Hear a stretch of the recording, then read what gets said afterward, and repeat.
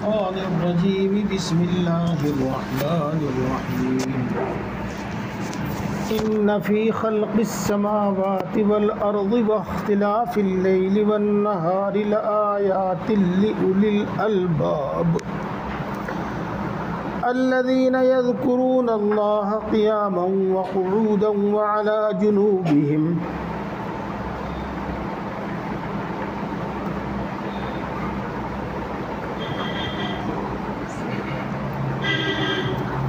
ويتفكرون في خلق السماوات والأرض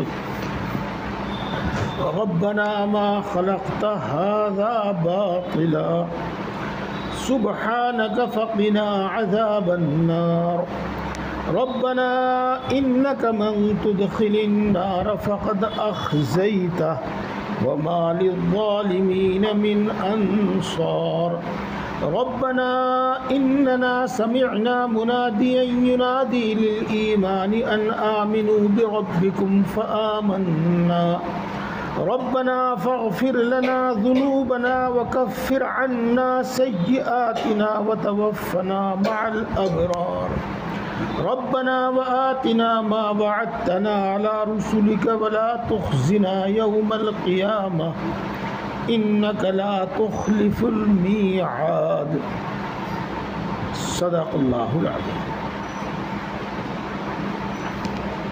دوستو، تفسیر کا جہاں سلسلہ تھا، یعنی سورہ آل عمران کی آخری آیتیں اور آخری رکوع، آج وہیں سے ہے۔ جو آیات شریفہ میں نے آپ کے سامنے تلاوت کی ہیں، ان میں کہنے اور بیان کرنے کو بہت کچھ ہے، بہت کچھ ہے، بہت کچھ ہے، لیکن میں ان میں پہلے ترجمہ کر کے پھر کچھ تھوڑی بہت ہی مختصر کچھ باتیں بتاؤں۔ آپ پہلے ترجمے پر ہی دھیان دیجیے گا۔ بے شک آسمانوں اور زمینوں کے پیدا کرنے میں اور رات اور دن کے بدلنے میں عقل مند لوگوں کے واسطے نشانیاں ہیں۔ تھوڑا سا اس کو میں اور واضح کرتا ہوں۔ عقل مند لوگوں کے واسطے اللہ تعالیٰ کی توحید اور اللہ تبارک و تعالیٰ کی قدرت کی دلیلیں ہیں۔ دونوں ترجمے بالکل ٹھیک ہیں۔ عقل مند لوگ کون ہیں، اس پر دھیان دیجئے۔ میں نے جو سوال قائم کیا ہے یہ آپ کو بہت کچھ بتائے گا۔ عقل مند لوگ کون ہیں؟ عقل مند لوگ وہ ہیں جو اللہ کو یاد کرتے ہیں کھڑے ہوئے بھی اور بیٹھے ہوئے بھی اور اپنی کروٹ پر یعنی لیٹے ہوئے بھی۔ اب ان تین حالتوں کے علاوہ بھی کوئی اور حالت ہے؟ یہ تو آدمی کھڑا ہوتا ہے، بیٹھا ہوتا ہے، لیٹا ہوتا ہے، اور تیسری چوتھی کیا حالت ہوتی ہے؟ کوئی حالت نہیں ہوتی۔ ہاں، اب اس کا کیا مطلب ہوا؟ جو اللہ کو یاد کرتے ہیں ہر حال میں، ہر وقت، وہ عقل مند لوگ ہیں۔ اور وہ آسمانوں اور زمینوں کے پیدا کرنے میں غور کرتے ہیں۔ یہ تو ان کی خاص پہچان ہے۔ آپ لوگ بھی منطق پڑھتے ہیں، چاہے وہ اسکول میں پڑھیں چاہے وہ مدرسے میں پڑھیں، ہاں، یہ تو اس کی تعریف ہے، عقل مند لوگوں کی تعریف ہے۔ یعنی عقل مند کن کو کہتے ہیں؟ اب عقل مند لوگوں کے کچھ کام سنیے، عقل مند لوگوں کے کچھ کام سنیے۔ عقل مند لوگوں کے کام یہ ہیں کہ وہ اس طرح مناجات کرتے ہیں، اللہ تعالیٰ سے اس طرح دعا کرتے ہیں، اللہ تعالیٰ سے اس طرح بات کرتے ہیں: اے ہمارے پالنے والے، اے ہمارے پیدا کرنے والے۔ رب کے معنی پیدا کرنے والے کے بھی ہیں اور پالنے والے کے بھی ہیں۔ اے ہمارے پیدا کرنے والے اور پالنے والے، تو نے یہ زمین و آسمان، اب یوں کہہ لو یہ ساری دنیا یعنی کہہ لو یہ کائنات بیکار پیدا نہیں کی ہے، بلکہ کسی نہ کسی بڑے مقصد کے واسطے پیدا کی ہے۔ سبحانک، آپ ہر عیب سے پاک ہیں، آپ جیسی ذات اتنا بڑا کام بیکار اور بیہودہ نہیں کر سکتی، ہر عیب سے پاک ہے۔ اور کیا کہتے ہیں وہ؟ اور یوں کہتے ہیں ہمیں جہنم کے عذاب سے بچا لیجیے۔ اے ہمارے پالنے والے، پیدا کرنے والے اور پالنے والے، یقیناً تو نے جن کو جہنم آگ میں داخل کر دیا، جہنم میں داخل کر دیا، تو نے یقیناً ان کو رسوا کر دیا، لہذا ہمیں آگ میں داخل نہ کیجیے، جہنم میں داخل نہ کیجیے۔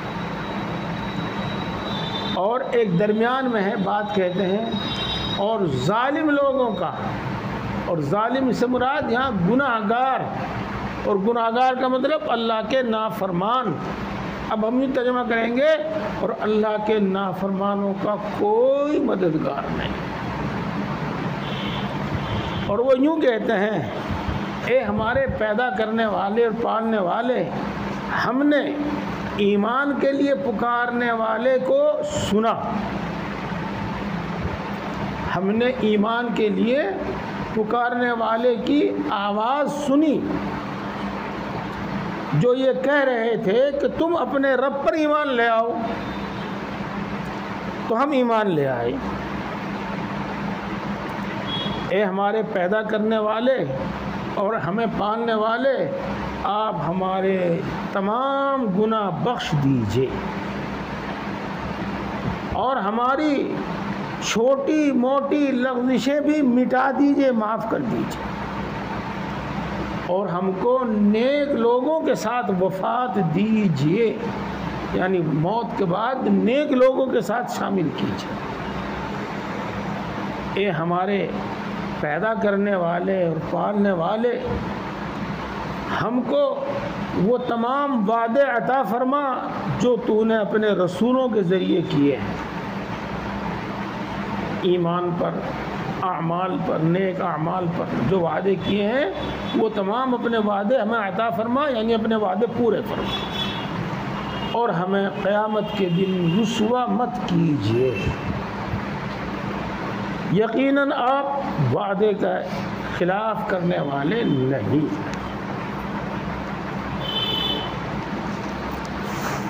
سب سے پہلی بات،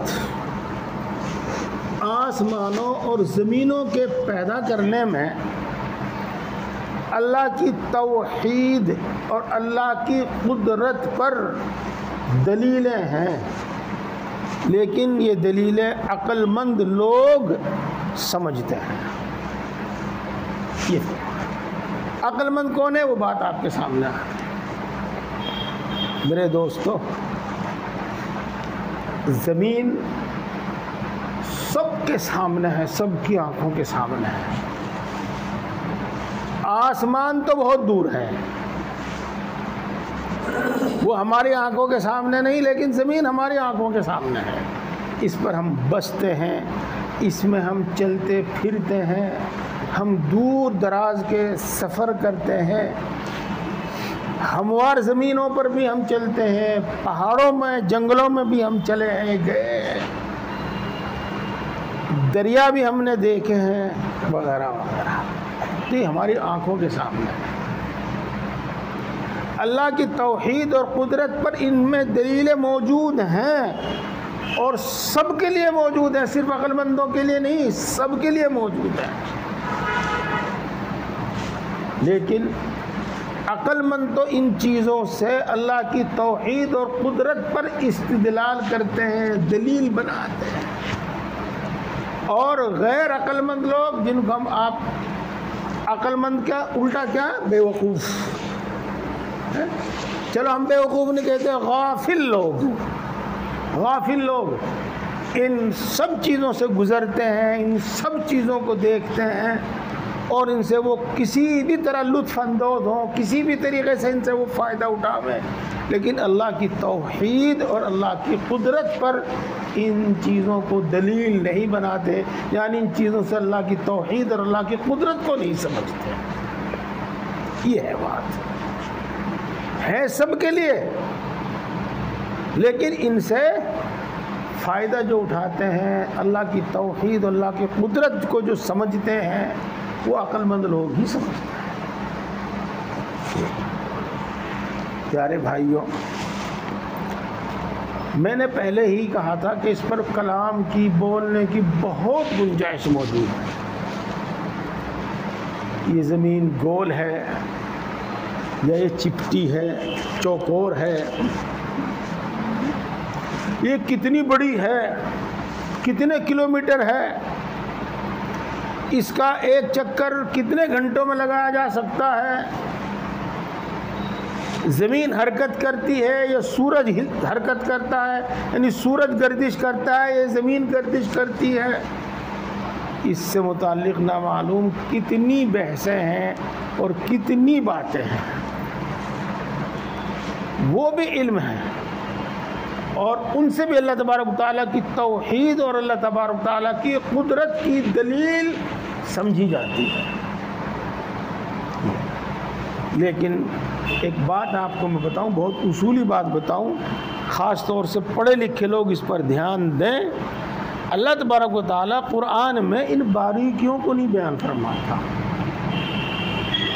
وہ اگرچہ اللہ تعالیٰ کے کلام سے سمجھ لی جاتی ہیں، لیکن اللہ تبارک و تعالیٰ ان چیزوں کو بیان فرماتے ہیں جن کو عالم، جاہل، شہری، دیہاتی، پڑھا لکھا، ان پڑھ، ہر آدمی جو سمجھ سکے، وہ ان باتوں کو اللہ تبارک و تعالیٰ بیان فرماتا ہے. اس واسطے کہ قرآن پاک سب کے لیے ہدایت ہے، تو وہ انہی چیزوں کو بیان کرتا ہے. اس لیے ہم اور باریک باتوں کو چھوڑ کر وہ چند باتیں آپ کے سامنے عرض کرتا ہوں جن کو آپ بھی دیکھتے ہیں اور ہر آدمی دیکھتا ہے. مثال کے طور پر اللہ تبارک و تعالیٰ نے زمین اتنی بڑی بنائی، اتنی بڑی بنائی کہ کئی ارب لوگ اس زمین پر اس وقت آباد ہیں. 1 کروڑ نہیں، 1 ارب 40 کروڑ تو ہمارے ہندوستان میں ہی ہے، اور قریب قریب اتنے ہی چین میں ہے. جی تو دیکھو اس پوری دنیا میں 7.5 ارب لوگ موجود ہیں. اللہ تبارک تعالیٰ نے دنیا کتنی بڑی بنائی. اب آپ صرف اور کسی دوسری بات پر نہیں، اسی کو بنانے کے واسطے کتنا میٹیریل چاہیے. یہ زمین کتنی موٹی ہے، اس سے کتنا میٹیریل چاہیے. یہ میٹیریل آیا کہاں سے، اور اس کو پھر پھیلا کر اتنا بڑا کیسے کیا گیا، کون سی مشین ہے وہ.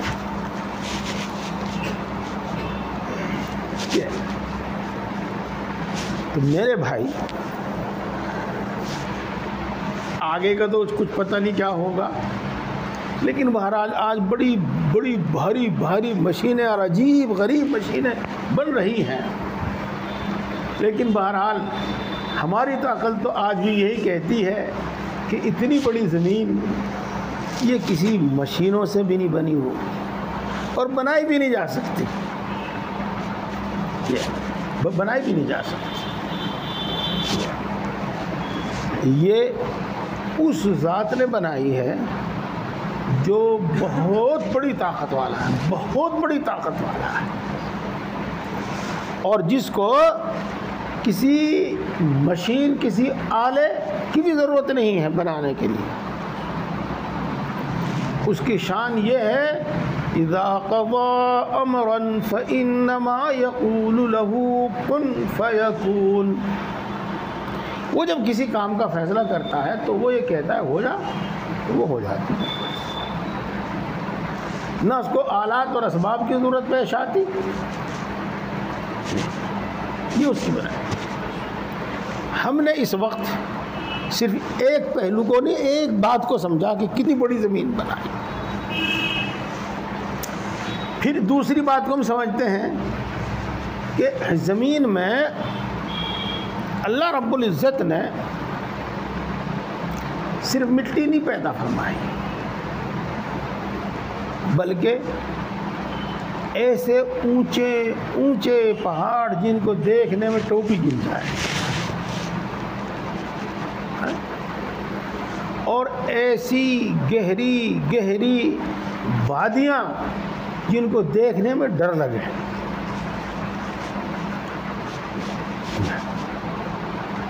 اللہ نے اپنی قدرت سے یہ چیزیں بنائی. جب درختوں کی صرف مقدار کو دیکھیے، مقدار تعداد کو دیکھیے، تو جنگل میں جا کر جہاں آپ کو درخت نظر آتے ہیں تو ان کی تعداد اور مقدار کو دیکھ کر ہی حیران ہوتا ہے انسان. میں ایک بار کشمیر گیا تھا، اور کشمیر بھی پہاڑوں میں جو گاؤں ہیں چھوٹے چھوٹے چھوٹے چھوٹے ان پہ گیا تھا. سردی سی کا موسم تھا، نہیں کوئی زیادہ وہ موسم، یہاں معتدل موسم تھا. تو چاروں طرف درخت ہی درخت نظر آتے، درخت ہی ہریالی ہریالی، درخت ہی درخت نظر آتے. اور دیکھ کر دل میں ایک بات خود آتی ہے کہ اتنے درخت کس نے لگائے اور ان کو پانی کس نے پہنچایا، اور یہ اتنے ہرے بھرے کیسے ہوئے.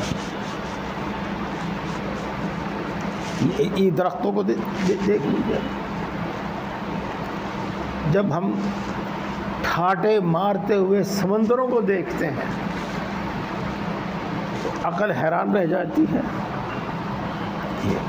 تو یہ سب چیزیں ہیں. اس کے ساتھ ساتھ اللہ تبارک و تعالیٰ نے اس زمین میں پیٹرول بھی رکھا، گیس بھی رکھا، پانی بھی رکھا. اور کمال کی بات یہ ہے کہ پانی چونکہ انسان کے بہت ضرورت کی چیز ہے، بہت ضرورت کی چیز ہے، تو اس کو اتنا عام کیا کہ اکثر و بیشتر جہاں سے زمین کھودو پانی نکلا.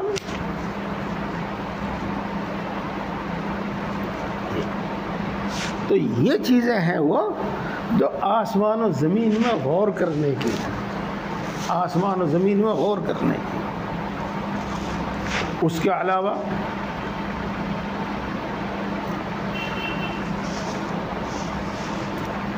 آپ اپنے بازاروں کو دیکھ لیجئے گا. آج بھی موسمی بھی آپ کو نظر آ رہی ہے، یہاں آم بھی آپ کو نظر آ رہا ہے، لیچی بھی، سیب بھی، پپیتا بھی، نہیں معلوم کتنے پھل نظر آ رہے ہیں.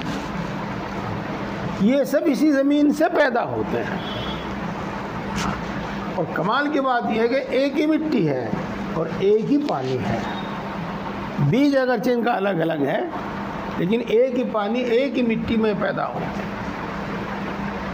اور اتنے پھل ہیں کہ ہمارے تو یاد بھی نہیں ہے، ان کی گنتی بھی مشکل ہے.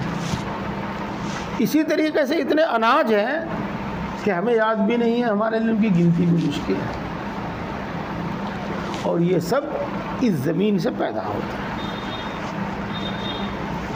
اور کمال کی بات یہ ہے، دیکھیو آپ میری بات میں غور کریو. ہاں، اگر قحط ہو جاوے، یعنی اللہ تبارک و تعالیٰ ہی بارشیں بند کر کے اپنی پیداوار گھٹا دے، وہ تو بات الگ ہے. لیکن عام حالات میں اتنی یہ چیزیں پیدا ہوتی ہیں، اتنی پیدا ہوتی ہیں کہ سب لوگوں کے لیے کافی ہوتی ہیں، سب لوگوں کے لیے کافی ہوتی ہیں. تو یہ چیزیں ہیں غور کرنے کی، اس زمین میں غور کرنے. اس کے بعد تھوڑی سی بات اب عرض کرتا ہوں. صرف میں نے ابھی آپ کے سامنے پھلوں کا ذکر کیا جن کا ذائقہ الگ الگ، اور ان کی تاثیر اور خاصیت الگ الگ ہے۔ اسی طریقے سے جو درخت ہیں اور ان درختوں ہی میں آ گیا، پیڑ پودوں ہی میں آ گیا جڑی بوٹیاں، ان کی تاثیر ان کی خاصیت الگ الگ۔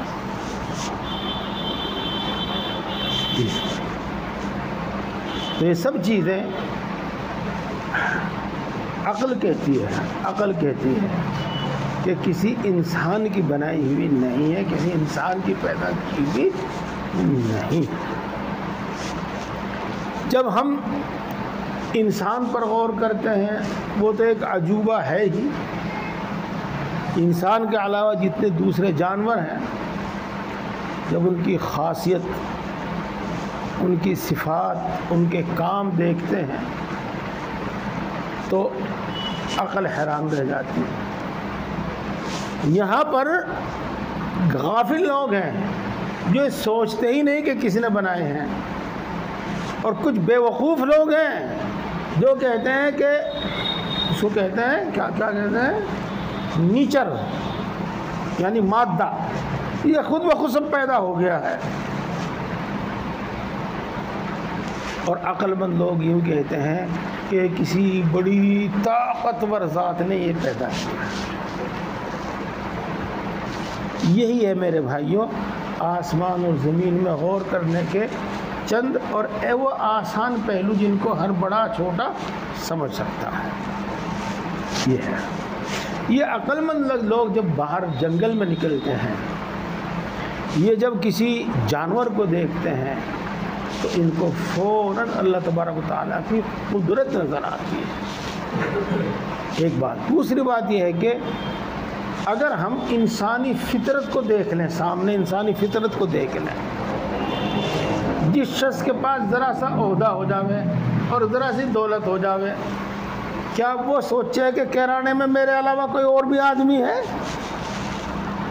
نہیں سوچتا۔ میرے بھائیوں، یہ قدرت اور یہ طاقت، اس کا تقاضا ہے کہ وہ اکیلا ہو، اور اس قدرت اور طاقت کا تقاضا یہ ہے کہ اس کی قدرت اور طاقت کو تسلیم کر کے اس کی فرما برداری کی جائے۔ یہی ہے وہ عقل مند لوگ جو اس زمین سے اور زمین میں بکھری ہوئی اس مخلوق سے سمجھتے ہیں۔ اسی طریقے سے دن اور رات کے عدلنے بدلنے میں، اختلاف کا ترجمہ کرتے ہیں میں نے، دن اور رات کے عدلنے بدلنے میں، دیکھو ہماری نگاہ کے سامنے اتنا ہوتا ہے کہ سورج ادھر سے مشرق سے نکلتا ہے اور وہ یوں کہہ لو آپ کہ جڑوں میں سے نکلتا ہے، اور پھر بلند ہوتا ہوتا ہوتا آسمان کو چھوتا ہوا ادھر مغرب میں جا کے ڈوب جاتا ہے۔ اتنا ہم دیکھتے ہیں، لیکن اس کی اس گردش میں ایک تو یہ ہے کہ رات جاتی ہے، دن آتا ہے، دن جاتا ہے، رات آتی ہے۔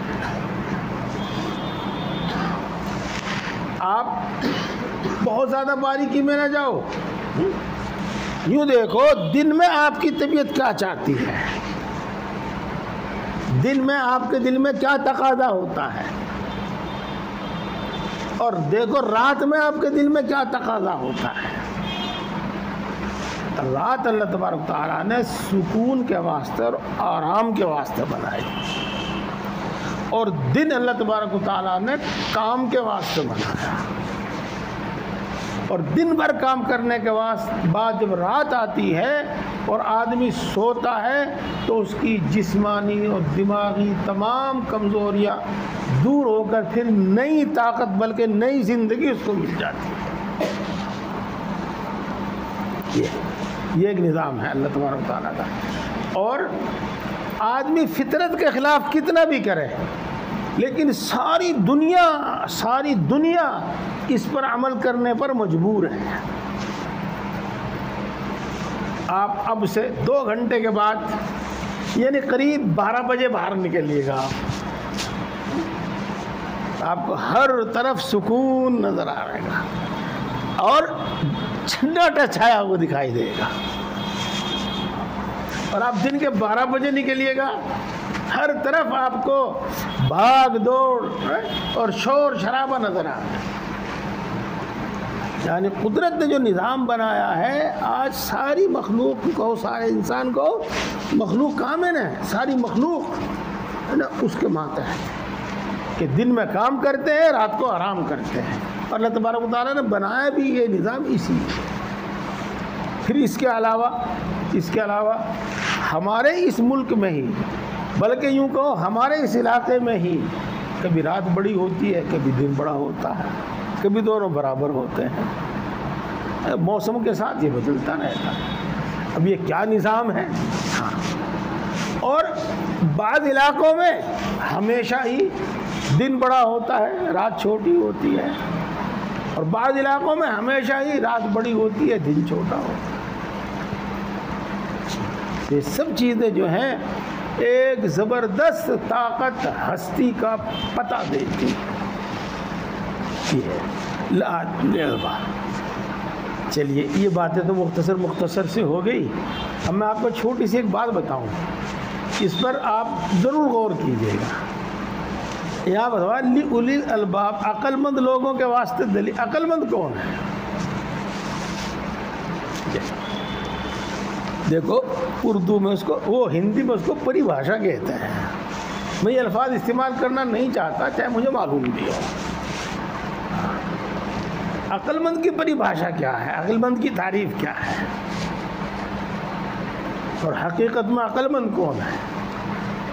دیکھو، جو آدمی برے بھلے کو نہ دیکھے اور جو آدمی نفع نقصان کو نہ دیکھے، اسی کو تو آپ بیوقوف کہیں گے. اور جو آدمی برے بھلے کو دیکھے، نفع نقصان کو دیکھے، نقصان کی چیز سے بچ جاوے، آپ کہیں بڑا ہوشیار آدمی ہے بھائی، بڑا ہوشیار آدمی ہے بھائی. تو بات یہ ٹھہری کہ جو انسان نفع نقصان کو دیکھے، بھلے برے کو دیکھے، نفع نقصان کو دیکھے، اس کے مطابق عمل کرے، وہ تو ہے عقل مند. اور جو اس کی پرواہ نہ کرے وہ ہے بے وقوف. یہ حقیقت میں کتابوں میں یہی لکھا ہے. ہمارے اندر اللہ تعالیٰ نے بہت ساری طاقتیں رکھی ہیں. ایک طاقت ہے جو انجام پر غور کرتی ہے، انجام پر، نتیجے پر، ہر کام کے نتیجے پر غور کرتی ہے، وہ عقل ہے. اور ایک طاقت ہے جو ہر چیز کے مزے کی طلبگار ہوتی ہے، بس مزہ آرام، مزہ اور آرام، وہ نفس ہے. اب دیکھو عقل مند کون لوگ ہیں، اس کے لیے ایک میں مسئلہ بتاؤں آپ کو. ایک شخص مرنے سے پہلے یہ وصیت کرے کہ میری یہ 10 کروڑ کی جو مالیت ہے، چلو روپیہ ہی کہہ لو، جو میرے یہ 10 کروڑ روپے ہیں، یہ کیرانے کے عقل مند لوگوں کو دے دیے جائیں. اس کا انتقال ہو گیا، 10 کروڑ روپے وہ موجود ہیں. تو کیرانے میں تو 60-70 ہزار آدمی ہوں گے. کن کو دیے جائیں گے؟ کون عقل مند ہے؟ آپ اس کا فتویٰ لیجئے گا تو یہ آئے گا جواب. اور یہ ہے اس کا مسئلہ کہ کیرانے میں جو عالم ہے اور جو زاہد ہے، زاہد یعنی دنیا میں دنیا کے سامان وہ اتنا ہی جمع کرتے ہیں جتنی ان کو ضرورت ہے. عالم ہے اور عالم ہونے کے ساتھ ساتھ دنیا کا وہ سامان اتنا ہی جمع کرتے ہیں، اتنا ہی اپنے پاس رکھتے ہیں جتنے کی ان کو ضرورت ہے. عقل مند وہ ہے، اور یہ سب پیسہ ان کو دیا جا رہا ہے. اب رہی بات یہ کہ ان کو عقل مند کیوں کہا گیا، تو دیکھو آپ سمجھتے ہیں چمچہ، چمچہ پتہ نہیں کتنے معنوں میں بولا جاتا ہے چمچہ. تو یہ رہتا تو ہے طرح طرح کے کھانوں میں. لیکن کسی کھانے کو کھاتا نہیں ہے، چکھتا بھی نہیں ہے۔ گدھا ادھر سے ادھر ادھر سے ادھر، نہ معلوم سونا چاندی روپیہ پیسہ آم اور اناج کیا کا ادھر سے ادھر منتقل کرتا ہے، لیکن وہ کھانے کو کچھ نہیں ملتا۔ کھانے کو اگر اس کو ملتا بھی ہے تو بیچارے کو جاڑا ملتا ہے، گھاس ملتا ہے۔ تو بتاؤ اس لدے لدے پھرنے سے کیا فائدہ؟ تو انسان وہ سامان جمع کرے جس کی اس کو ضرورت نہ ہو، اتنا جمع کرے جس کی اس کو ضرورت نہ ہو، تو یہ عقل مندی کی بات نہیں ہے۔ اتنا جمع کرے جس کی اس کو ضرورت ہے، یہ عقل کی بات ہے۔ رہی بات اولاد کے لیے چھوڑ جانا، ہاں کچھ نہ کچھ تو جو کچھ آپ کے پاس ہے وہ چھوڑ کے جائیں گے، لیکن یہ سب سے بڑا دھوکہ ہے انسان کے لیے کہ میں اپنی اولاد کے لیے اتنا چھوڑ کر جاؤں۔ اس واسطے کہ تجربہ نہیں، آپ آج بھی اپنے ارد گرد دیکھو گے، تجربے تو 2 4 10 چیز دیکھنے کے بعد ہوتی ہیں۔ کیا؟ جن کی اولاد لائق اور قابل، انہوں نے باپ سے بھی زیادہ دولت جمع کر دی، اور جن کی نالائق، انہوں نے باپ دادا کی بھی سب کھو دی۔ تو عقل مند وہ لوگ ہیں جو علم دین رکھتے ہیں اور دنیا ضرورت کے بقدر رکھتے ہیں۔ ان کو عقل مند کیوں کہا گیا؟ اس واسطے کہا گیا کہ ان کے اس کا انجام ہے جنت، جو ہمیشہ کی راحت، اور اس کے خلاف کا جو انجام ہے جہنم، تو ہمیشہ کی تکلیف۔ تو عقل مند وہی ہیں جو ہمیشہ کی تکلیف سے بچ گئے اور ہمیشہ کی راحت حاصل کرے۔ یہ ذرا سی بات ہوئی ہے، اور صرف پہلی آیت کے متعلق ہی بات ہوئی ہے۔ ان آیتوں میں انشاءاللہ اللہ جو توفیق دے گا اگلے ہفتے میں بات ہوگی۔ اللہ تعالی ہم سب کو عمل کی توفیق عطا فرمائے۔